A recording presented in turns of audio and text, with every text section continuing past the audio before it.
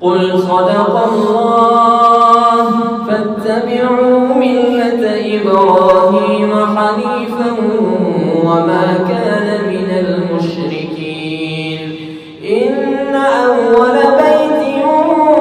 وضع للناس للذي ببكة مباركا وهدى للعالمين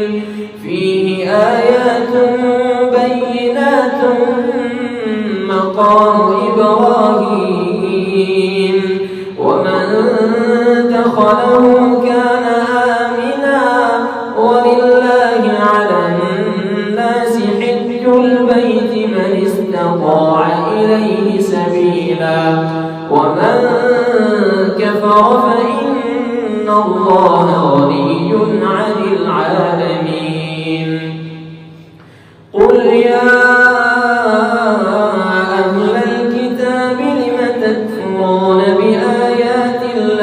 والله شهيد على ما تعملون قل يا أهل الكتاب لم تصدون عن سبيل الله من آمن تبغونها عوجا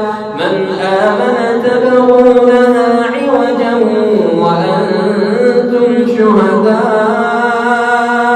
وما الله بغافل عما تعملون يا أيها الذين آمنوا إن تطيعوا فريقا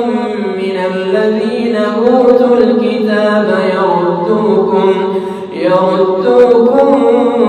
بعد إيمانكم كافرين وكيف تكفرون وأنتم تتلى عليكم آيات الله وفيكم رسوله ومن يعتصم